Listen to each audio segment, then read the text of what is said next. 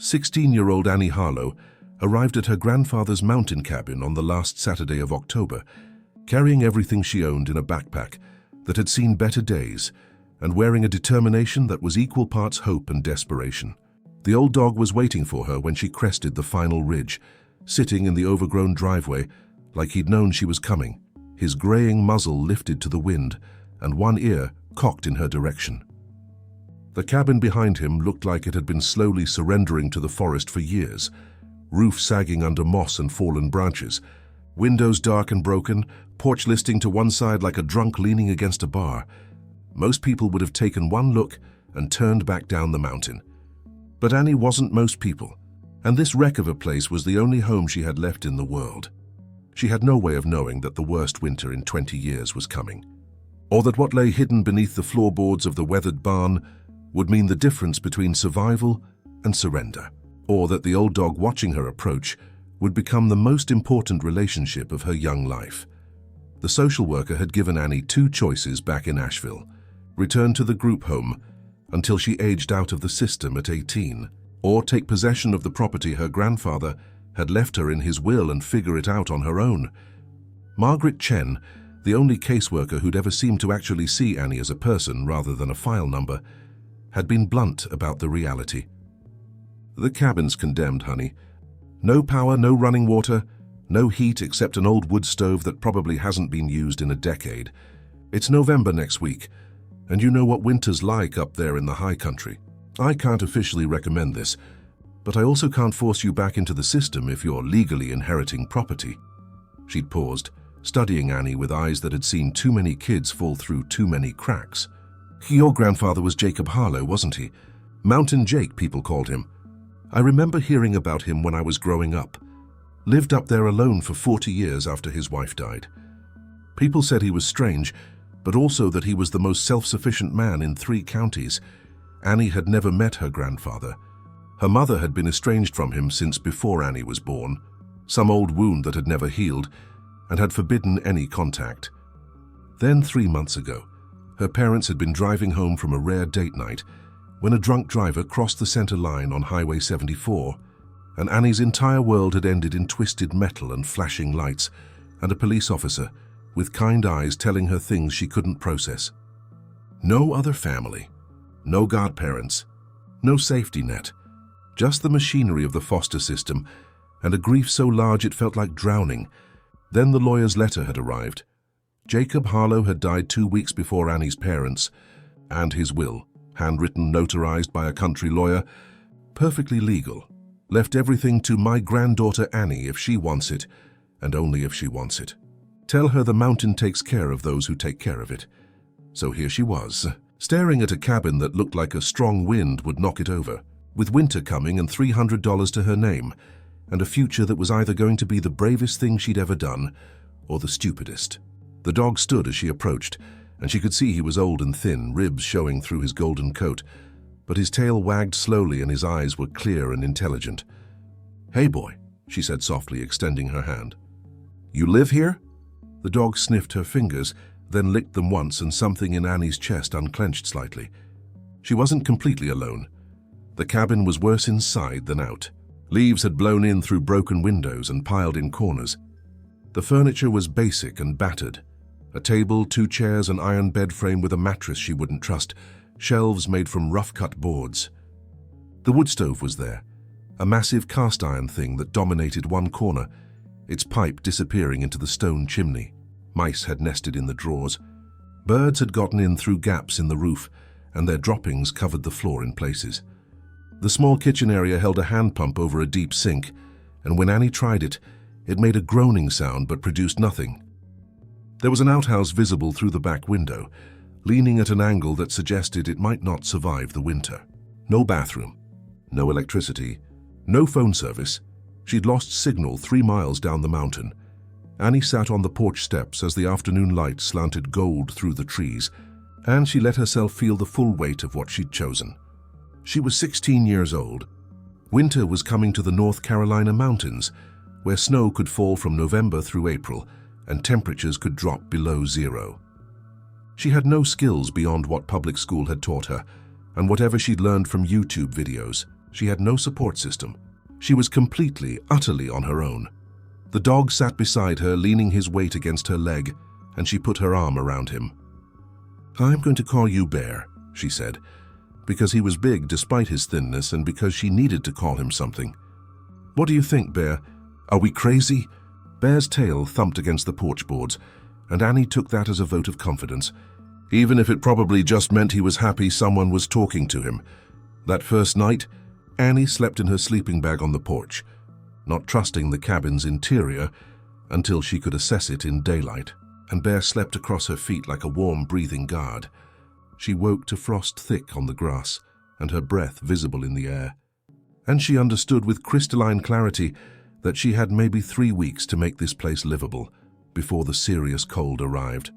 Or she'd have to admit defeat and go back down the mountain to the group home and the pitying looks and the future that felt like a cage.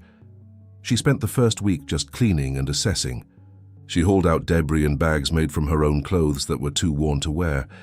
She swept and scrubbed. She patched the worst of the broken windows with cardboard and duct tape. Not weatherproof, but better than nothing. She found tools in a shed that leaned against the barn. A rusty hammer, a saw with teeth that needed sharpening, an axe that was still good once she cleaned off years of dirt. In a trunk under the bed, she found quilts that smelled like cedar and mothballs, and when she aired them out, they were still sound. Beautiful patchwork made by hands she'd never known, but that had shared her blood. The hardest part was the wood stove. The chimney was packed with old nests and creosote, and she knew from her frantic research on her dying phone battery before she'd lost signal that a chimney fire could kill her. So she spent 2 full days on the roof, terrifying, because it was steep and the ladder she'd found was sketchy, carefully pulling debris out of the chimney pipe, handful by handful, until she could see daylight from bottom to top.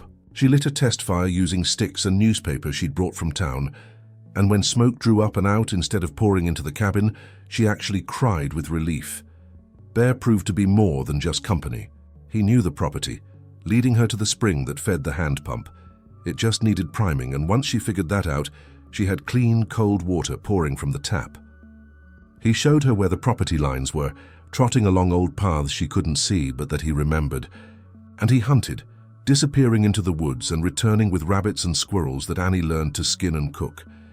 Gagging at first, but getting better, because the alternative was hunger.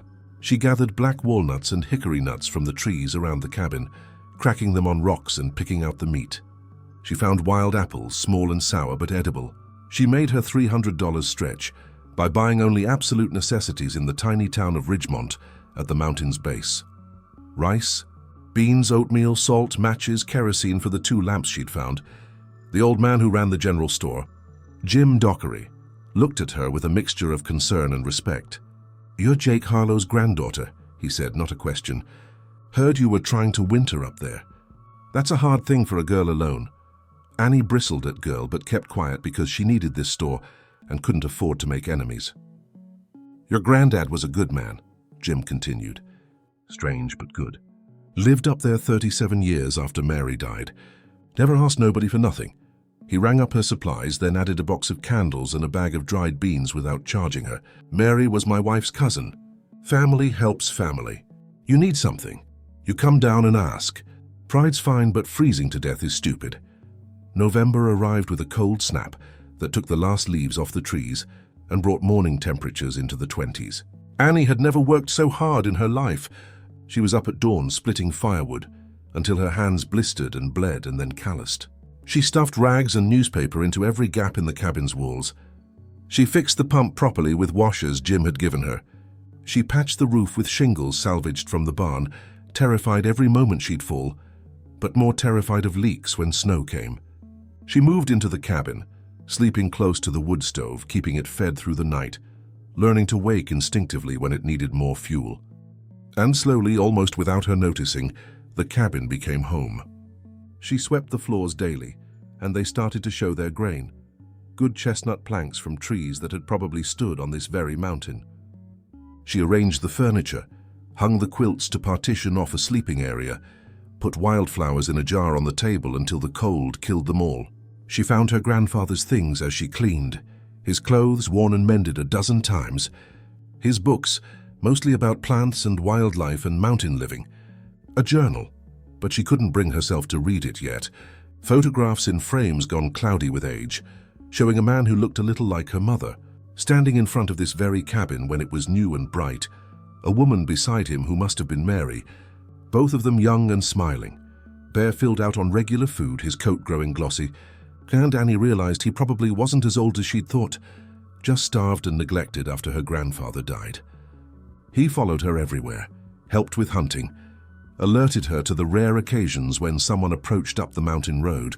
At night he slept beside her bed, and the sound of his breathing was the best comfort she'd ever known. She talked to him constantly, working through problems out loud. "Should we try to winterize the barn too, Bear? Or just focus on keeping the cabin warm?" "I think just the cabin. The barn's too big and we don't need it, right?" Bear would cock his head as if considering, and she'd make her decisions feeling less alone. Thanksgiving came and went unmarked, except that Jim sent up a care package with a couple who lived halfway up the mountain, a small turkey breast, stuffing mix, cranberry sauce. Annie cried when she opened it, then cooked everything on the wood stove, sharing half with Bear, and it was the strangest, loneliest, most grateful Thanksgiving she'd ever experienced. She wrote a thank you note and walked it down the mountain the next day, 2 hours down and 3 hours back up, because the climb was brutal, and left it at the store with a dozen eggs from the 3 scraggly chickens she'd discovered living semi-wild in the woods and had coaxed into a coop she'd repaired. The first snow fell on December 3rd, and Annie stood on the porch, watching it come down in the early morning darkness.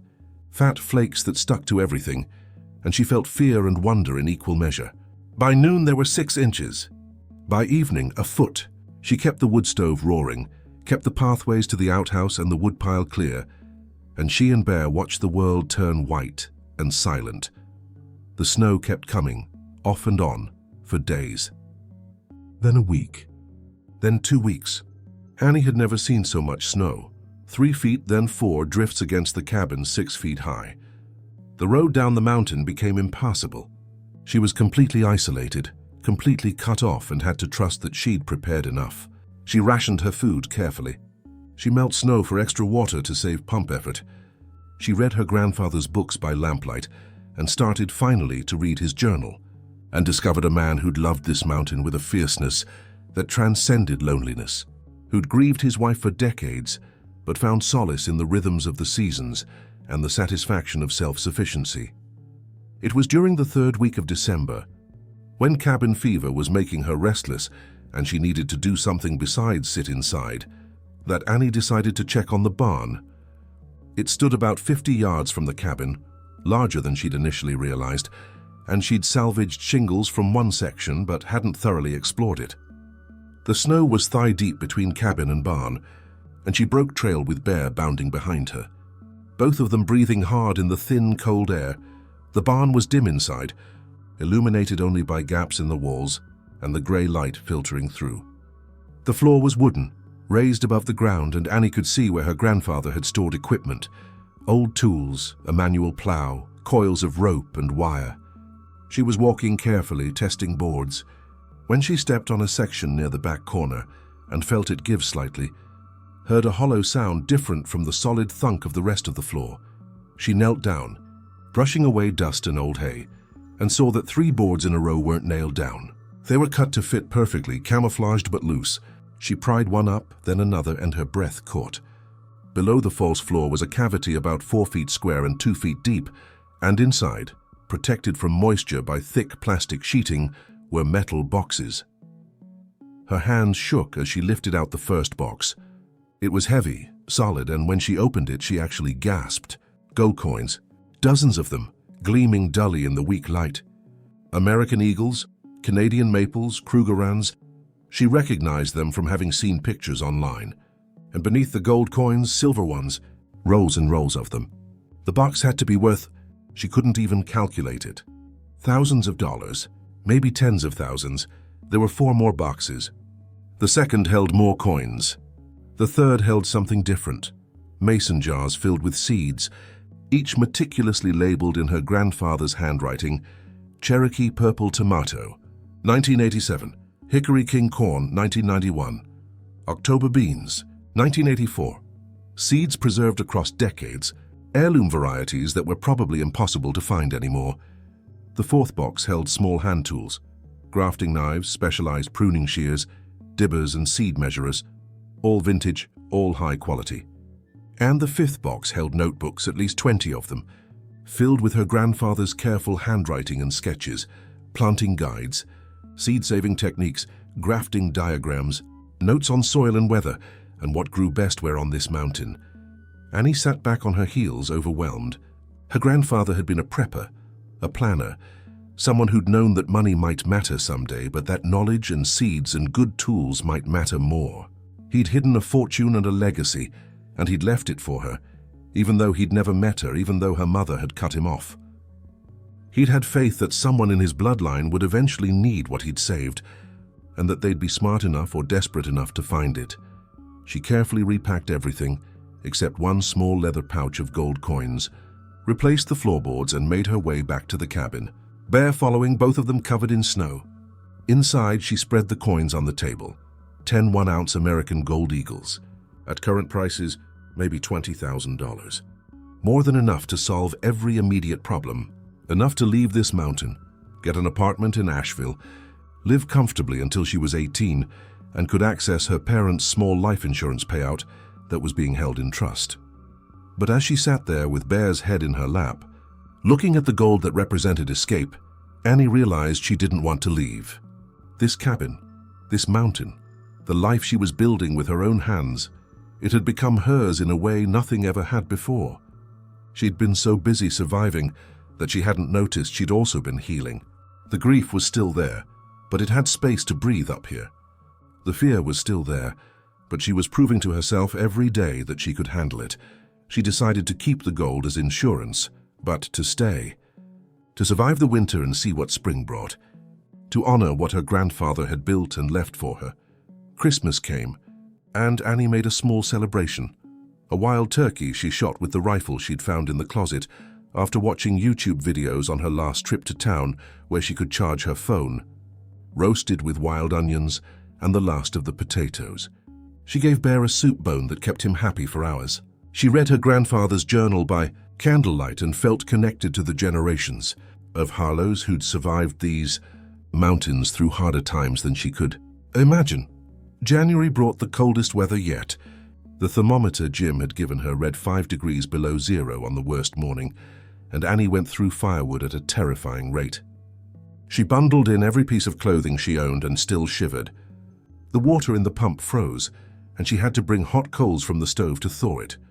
Bear pressed against her at night, and she was grateful for every bit of warmth he provided. It was in late January, during a brief warming spell that brought temperatures all the way up to 30 degrees, that Bear got sick. He stopped eating, became lethargic, developed a cough that sounded horrible. Annie watched him decline over 3 days with growing panic. He was more than her companion. He'd become her family, the living thing that had kept her sane and safe. The idea of losing him was unbearable, but she was trapped. The snow was still 4 feet deep. The road was impassable. The nearest vet was in Ridgemont, 8 miles down a mountain she couldn't navigate in these conditions. She had no way to call for help. She was utterly on her own with a dying dog, and no idea how to save him. She did what she could. She kept him warm, forcing him to stay near the stove. She tried to get him to drink water with a little honey mixed in. She made broth from a rabbit and spooned it into his mouth. She read through her grandfather's notebooks desperately, looking for anything about animal medicine, and found a section on herbs, elderberry for immune support, willow bark for fever and pain. She had neither, but she bundled up, took her knife and a basket and went out in the snow to look. She found willow by the frozen creek, stripping bark from young branches the way the notebook described. She found dried elderberries still clinging to bushes, frozen but intact. She made them into tea, let it cool, and coaxed Bear to drink. She did this every 4 hours, through the day and night, barely sleeping, praying to a God she wasn't sure she believed in, promising anything if Bear would just live. On the 4th day, he lifted his head and drank on his own. On the 5th day, he ate a little. On the 6th day, he stood and walked outside to do his business, and when he came back in, his tail wagged weakly. Annie collapsed in relief, hugging him and crying into his fur. And Bear licked her face as if to say he was sorry for scaring her. That crisis taught Annie something profound. The golden seeds and tools in the barn were valuable, but what had saved Bear was her refusal to give up, her willingness to learn and try and keep fighting even when it seemed hopeless. Those were things that couldn't be hidden in a box or passed down in a will. Those were things you built yourself. February continued brutal, but Annie had found her rhythm. She knew now that she could handle whatever the mountain threw at her. She'd survived the coldest winter in memory. She'd kept herself and Bear alive with minimal resources. She'd turned a condemned cabin into a home. She was stronger than she'd ever imagined possible. The gold coins sat hidden in the cabin, insurance she might eventually need. But for now, she left them alone. She had everything she needed: shelter, food, warmth, purpose, and Bear. March brought the first real thaw. Icicles dripped from the eaves. Snow settled and compacted. Annie could see patches of ground for the first time in months. She made her first trip down to Ridgemont in nearly 2 months, and Jim's face when she walked into the store was worth the journey. "Good Lord, girl, we thought you died up there," he said, coming around the counter to grip her shoulders and look her over. "You made it. You actually made it through the whole winter." "I had help," Annie said, gesturing to Bear, who stood beside her looking healthy and proud. Word spread through the tiny town that Jacob Harlow's granddaughter had survived alone through the worst winter in decades, and the looks Annie got shifted from pity to respect. People stopped her to say hello, to offer surplus equipment, to invite her to community potlucks and church suppers. She'd proven herself in the way mountains demand, through endurance and competence and sheer stubborn refusal to quit. With the spring thaw, Annie made a decision about the treasure in the barn. She took 4 of the gold coins down to Asheville on a Greyhound bus, found a reputable dealer, and sold them for $18,000 cash. She paid the back property taxes on the cabin, 3 years' worth that had been accumulating. She bought quality tools, good seeds, lumber for repairs. She purchased a used solar panel setup from a guy on Craigslist and spent a week figuring out how to install it, giving her enough electricity for LED lights and to charge her phone and a laptop. But she kept most of the coins hidden and all of the seeds and notebooks. Those were long-term security, legacy, connection to her grandfather's wisdom. April brought wildflowers and the return of birds. Annie started her garden using her grandfather's heirloom seeds, following his planting guides, and it felt like conversation across time, him teaching her from beyond the grave through carefully recorded knowledge. She planted the Cherokee purple tomatoes, the hickory king corn, the October beans. She cleared more land. She repaired the barn properly, turning part of it into a workshop. May brought visitors, hikers who'd heard about the girl who survived the winter alone and wanted to meet her. Journalists from regional papers writing human interest stories, even a documentary crew from a YouTube channel about off-grid living. Annie was polite but protected her privacy. She let them see enough to tell the story, but not enough to turn her life into a spectacle. A local farmer named Sarah Chen, Jim's wife's niece, stopped by and was stunned by the heirloom seeds. Annie was growing. "These varieties are almost extinct," Sarah said, holding a Cherokee purple tomato seedling like it was treasure. "Seed savers have been looking for some of these for years. Your grandfather was preserving genetic diversity before anyone knew it mattered." Together they hatched a plan. Annie would grow out the heirloom seeds, save and multiply them, and Sarah would help her sell seedlings and seeds to the growing community of people who cared about food heritage. It would give Annie sustainable income without having to sell more gold. It would honor her grandfather's work. And it would let her stay on the mountain, living the life she'd built. Summer came fully, and the cabin that had looked like a wreck 9 months ago was transformed. The roof was solid, the windows replaced with salvaged panes from the Habitat Restore. The garden flourished, sprawling over a 1/4 acre, producing more food than Annie could eat.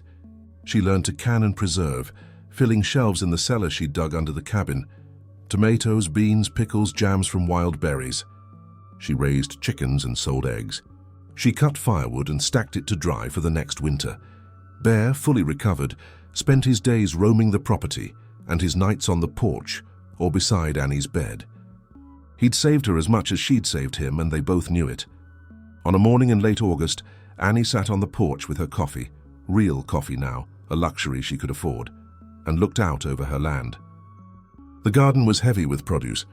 The chickens pecked in their yard. Firewood was stacked high. The cabin was tight and sound. In a few weeks, she'd start her senior year of high school online through the state's distance learning program, studying in the mornings and working the homestead in the afternoons. She thought about the girl who'd arrived here nearly a year ago, terrified and alone and desperate. That girl had thought the gold in the barn was what saved her, but she'd been wrong. What saved her was the decision to stay, to work, to build something with her own hands and her own will.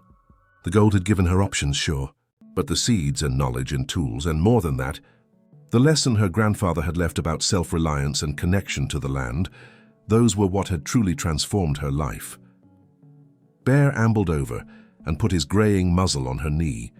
She scratched his ears and felt a contentment she'd never known before the mountain. "We did good, old man," she said softly. "So we really did good." And in the way dogs have of understanding what matters, Bear's tail wagged, and that was answer enough. Annie had arrived at a condemned cabin with nothing but a backpack and fear. She'd found gold and seeds, and her grandfather's legacy hidden in a barn.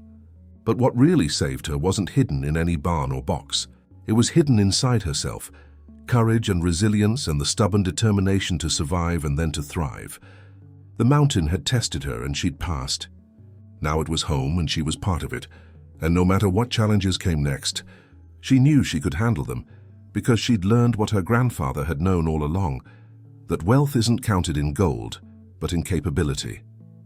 That inheritance isn't just what you receive, but what you build. And that being saved sometimes means saving yourself, one day at a time, one choice at a time, until you look back and realize you're not the same person you were when you started. The girl who'd been orphaned and lost had found herself in the snow and the work and the seasons. And that finding was worth more than all the gold in all the barns, in all the mountains in the world. If this story touched something in you, if Annie's journey made you think about your own strength, or what you're capable of when you refuse to quit, I need you to do something right now. Hit that like button. Seriously, click it. It matters more than you think for getting these stories to people who need them. Subscribe to this channel and make absolutely sure you turn on the notification bell so you never miss stories like this. Real stories about real courage and survival and the power of refusing to give up. Drop a comment below and tell me, what's the hardest thing you've ever survived? What did it teach you about your own strength? And share this video with someone who needs to hear that they're stronger than they know, that sometimes losing everything is the beginning of finding what really matters. Your engagement spreads this message to people who desperately need hope right now. Thank you for listening. Thank you for being here. And remember, you're probably tougher than you think. Sometimes what saves us isn't what we find, but who we become looking for it.